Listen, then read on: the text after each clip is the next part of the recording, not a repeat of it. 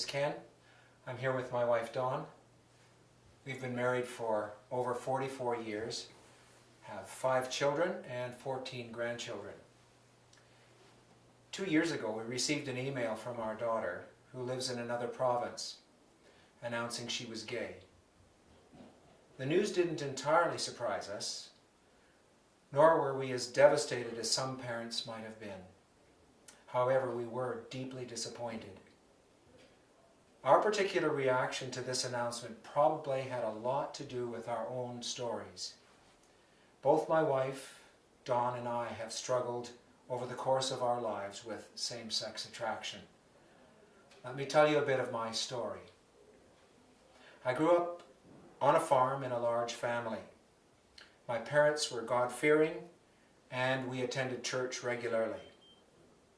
I received Jesus into my life at the age of 7 and was baptized at age 18. During my teen years, I became aware that I had begun to be physically attracted to the same sex. Homosexuality was an issue that I had very little knowledge of, although I knew that the Bible condemned the practice. I wasn't alarmed.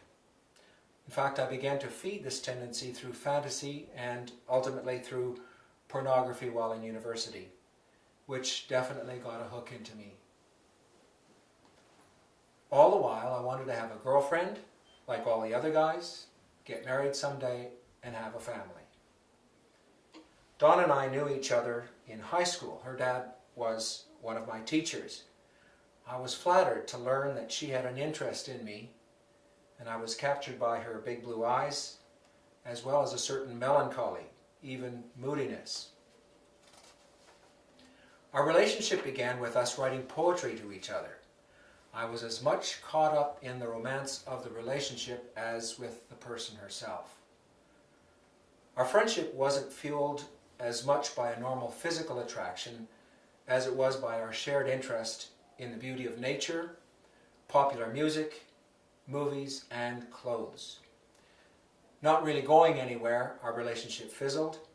We broke up and explored other relationships, heterosexual I might add. After about a year we got back together and decided to get married quickly. I was 23, Dawn 21. Our first year of marriage was devastating. Dawn's moodiness exploded into anger at the dysfunction of our relationship, and we fought. Living in Edmonton in winter, away from close friends or family, with no church connections, I happened to be working shifts, we experienced the winter of our discontent. I asked for a transfer to Vancouver to be closer to friends, and a church that Dawn had discovered before we were married. However, the dysfunction continued. We told no one, our families were not aware of our problems, and we contemplated separating.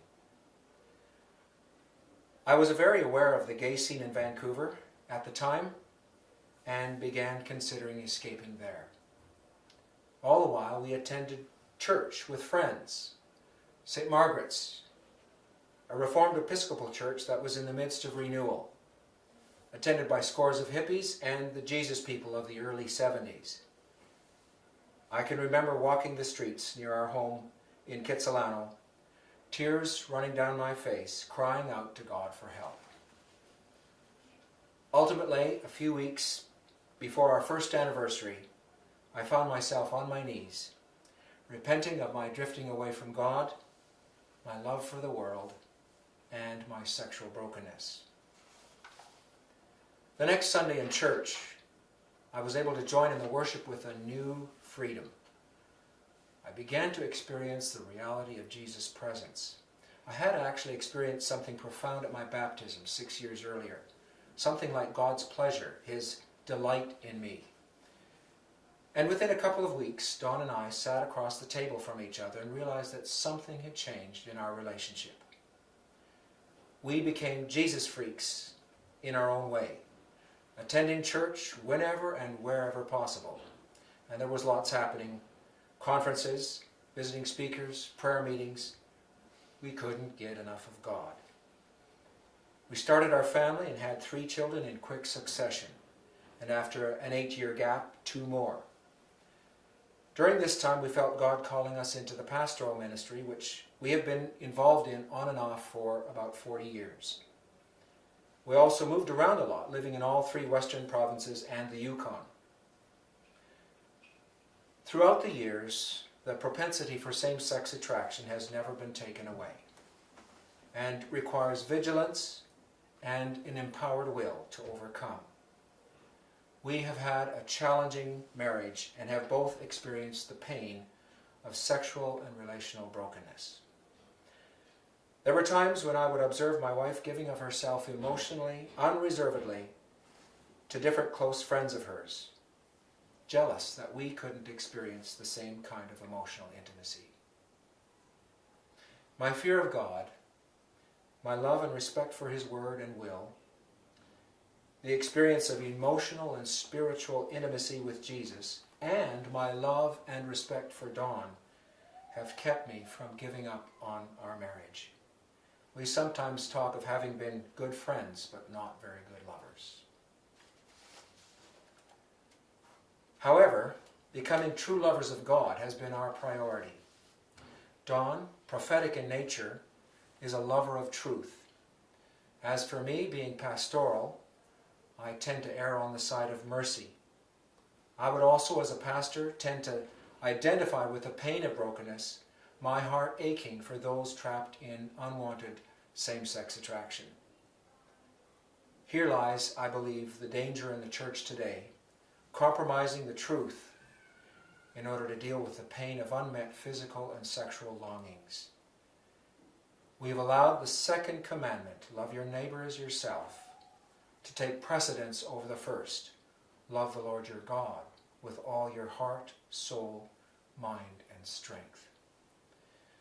While living in Kelowna, we were able to explore the reasons for and receive some healing in the area of our sexual brokenness through a course called Living Waters, Pursuing Sexual and Relational Wholeness. At that time, I talked to each of our children and asked them about their sexuality. Each of them assured me they were not dealing with same-sex attraction. 10 years later came the announcement from our daughter.